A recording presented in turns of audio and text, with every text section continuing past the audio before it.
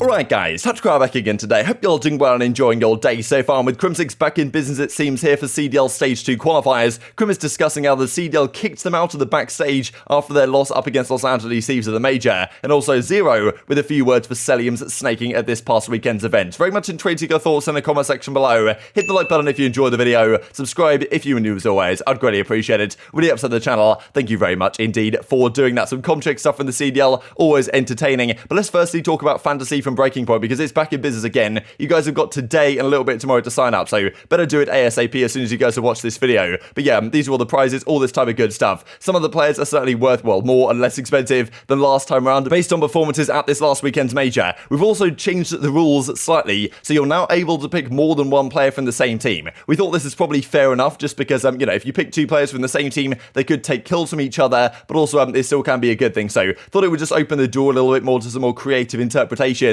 of, well, how you guys can pick your squad. This also you can see on this link right here. This is all the previous fantasy scores from Major 1, just to kind of see how people are doing. Of course, like Awakening played one series and lost it, but still had like a 1.6 KD, so it's gonna kind of how it is sometimes. So this is the squad I've gone for this time around. Honestly, like Major 1 I did alright, top 10%, but like if Vivid didn't just completely get destroyed, I would have been better. Like I picked two good players here with Dashy and Hydra. Anyway, this is the team I've gone for this time. I've got confidence in methods. I feel like Scump for $6 on the form he's on is pretty good, and then I've gone two players from London, which is pretty optimistic, but I looked to London's schedule and I think relatively it's not too bad at all. So this is the team I'm going for. Definitely get involved in the link in the description box below. And let's dive into, speaking of London, the rookie year ladder as the Crone has put together over the last couple of days. So after every event, I believe, and after every qualifiers and major, then he's kind of updating the rookie ladder, which is currently led by Gizmo, then Nasty, then Capstar. Kind of interesting, right? Given at the start of the year, I think everyone would have put good money on the fact that Sim and Pred would still be in this top 3 come now. But well, that's completely not the case at all. They both, of course, had a very tough time the last weekend, like coming top 12 of the major was a massive surprise to many people. Can they turn it around is going to be one of the big storylines of this event. I believe they play OpTic in the second week, so if they can't turn things around quickly, they've not got some easy matches on their plate. No doubt this stage at all. Gravity, I believe, hasn't been added to the rookie ladder yet, but he will come in for Major 2 qualifiers when he has some more games under his belt, if of course he makes it to the top 3 and makes it onto the graphic. Let's talk about this then from Crimsix. So a few days ago after the event, GG's LA Thieves down bad, roadblock after roadblock for almost 2 years straight now. Mentally is being tested to the limits, going under for surgery on my ear next week. The fact I'm actually excited for the operation should say a lot. So yeah, definitely a lot of talk about what exactly this means, all this type of stuff. Crimsix has the operation yesterday, goes very successfully, so well, great to hear. Surgery done, luckily didn't have to go under, but let me tell you something, the sound of a scalpel soaring back and forth on your eardrum sends shivers down my spine. So kind of a graphic detail here from Crim.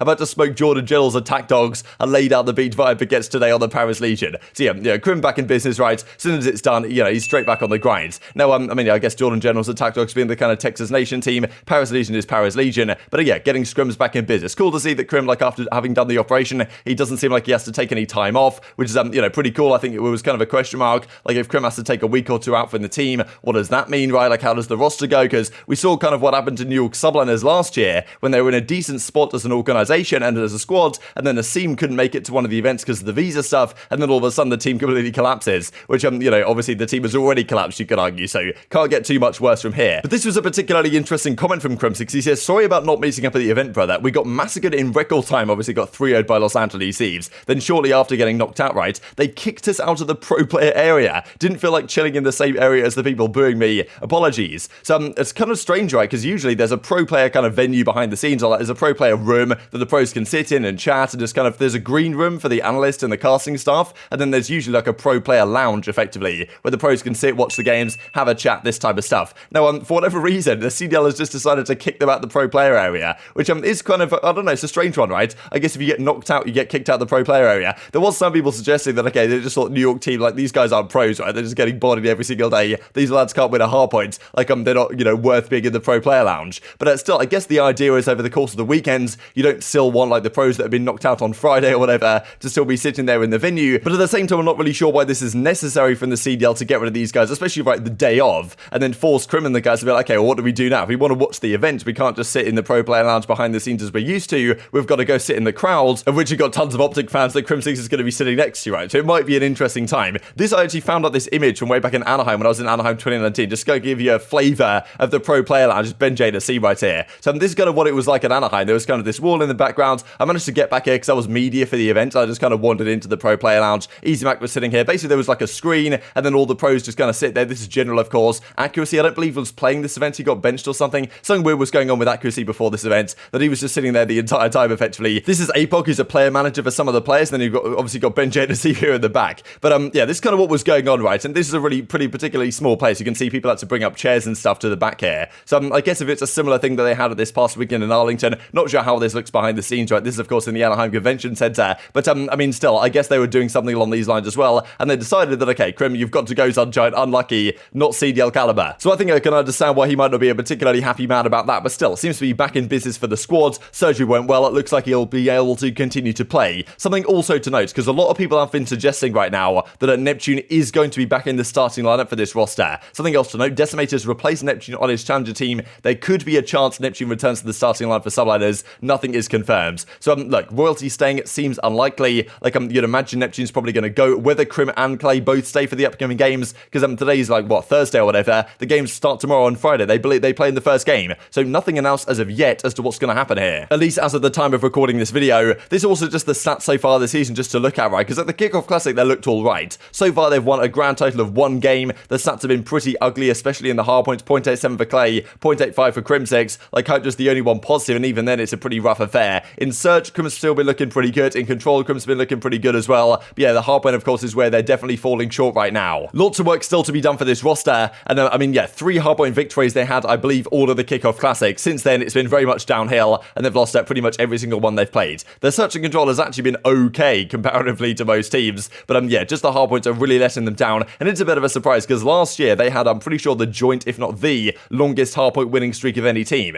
When they had like the Garrison hardpoint run they had was just impeccable. Maybe it wasn't just hardpoint, but it was Garrison hardpoints. They won so many of those in a row with Hydra dominating. This year they really haven't found their feet in that mode as of yet. Let's dive into this then, because Zer0 had a few words to say for Cellium after this past weekend. I thought now was the best time to discuss it before we go into next weekend's matches. Coming up, of course, starting tomorrow. Like, I'm crazy how quick the turnaround is here. But Cellium's always going to be a hard guy to play up against, of course, over on Desert Siege, especially when he's got this kind of mound to play on right here. And you can see what, Zer0 is talking about. Whereas you can actually see Zero's reaction in the bottom right-hand corner here. When Cellium, I mean, you can kind of see him over the top. He's bouncing up and down on this wall, and then it just takes out Zer0 from range. And look at his, like, the way Zer0 just kind of chucks his head back and be like, okay, come on, there's nothing I could do about that. Like, Zero's trying to snipe, and there's just no way you're going to get the guy with the head glitch right there. So yeah, I mean, as Zer0 says, Cell just snaking me over and over again. In fairness, like, this, okay, he kind of is snaking, like, kind of crouching up and down and stuff like that. But, I mean, still, it's kind of a sort of head glitch, a sort of spot that Cellium's always going to have a good time using. Whether he's snaking it or not is a pretty difficult kill. But, anyways, Arcitys had a few words in response, because Cellium doesn't often come out and say stuff on the timeline to necessarily defend himself. But, Arcitys was kind of saying, well, hang on a second here, lads. Your lad's not doing exactly the same thing. He went back and watched the VOT and saw Gizmo right here in the window. He was doing a bit of snaking up and down as well when London were down by 50 in this Tuscan hardpoint. So quite interesting stuff, to be honest. That tends to be the thing when some teams play FaZe. They kind of know that FaZe are going to get up to it, so they kind of think, okay, well, why don't I just do the same thing as well? He, of course, stuns himself, but are still bouncing around in this window, which I thought was kind of interesting. This also was noticed here by B1 on this Desert Siege Search and Destroy also, before London actually made this crazy 5-1 comeback all the way to 6-5. But you can quite clearly see that Cellium is doing his best too. He sees Zer0, then he kind of does a quick little swipe through the trains, see if he can get any aim assist. Like, yeah, just one of these things that has been talked about for quite some time now. But yeah, the FaZe guys still using to the maximum capability. But there were a few interesting further words in response to Marty's. Okay, let's say MC did this and no one is on the screen. How is everyone reacting? Like, basically saying that what Gizmo's doing right here, if it was Cellium doing this, it'd be talked about, it'd be clipped, it'd be put on Reddit, all this type of stuff. Which, I guess that is true at the end of the day. Like, Cellium obviously does have a reputation for this, for good reason, it must be said. But still, when other players do it, they maybe don't get the same degree of vitriol thrown their way. But, Arcitys seemingly not necessarily too happy with Zer0 just kind of posting this, talking about Cellium snaking once again. I guess they get frustrated about it at this point. But still, I guess they're the second best team in the game. They've leaned into this villain role. That's kind of what you've got to deal with at the end of the day at this point. And, Zer0 says, I can't lie, I did tell the boys here to for you. We're playing Cellium, the legend. Got to make it a fair fight,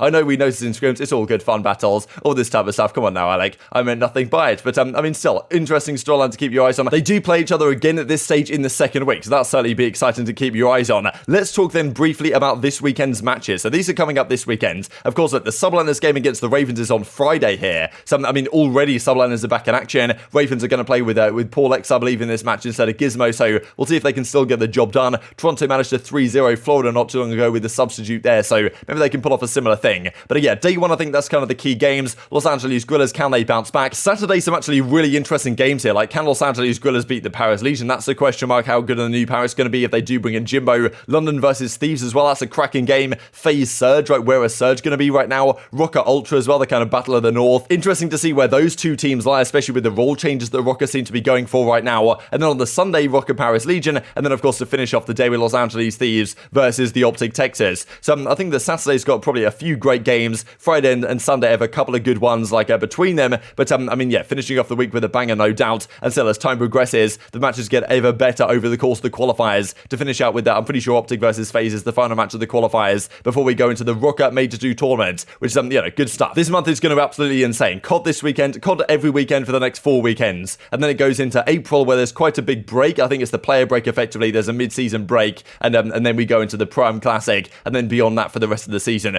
Just to finish out with this, the brand stats pointed out, minimum 10 maps played here. Highest KD in a tournament all time. Pretty remarkable. Like, some of these KDs, like Swanee Black Ops 2 champs is just absurd. I believe Jerd Black Ops 2 champs is also up there. I'm not sure if he's quite on this list. Maybe didn't play quite enough maps to qualify. But, I mean, yeah, Swanee, like, at least 10 maps played. I believe this tournament he was playing with, like, a pickup team or some strange stuff that happened this tourney going into Black Ops 2, and he still just had absurd stats. But, I mean, yeah, he was a main AR back in the day. Always good times. I guess he fell out of the tournament rather early, which is why Formal's 1.4 forward IW champs is just so insanely impressive. It's just he had that over the course of an entire event and at champs, which just takes things to another level when the teams understand the game the best. We saw Dashy and Arcitys both had insane KDs at Las Vegas 2018, but I mean, yeah, pretty cool to see. This other was a pretty crazy stat as well, actually, from Octane. A 1.42 KD he had at London 2020, but I'm pretty sure they didn't really make it all that far with that event, so definitely some words were said about that. Swanee at Ghost Champs 2014 at a 1.39. What a player this guy was. Just not talked about enough, to be honest. Legend of the scene. Hasn't been around in quite some time, but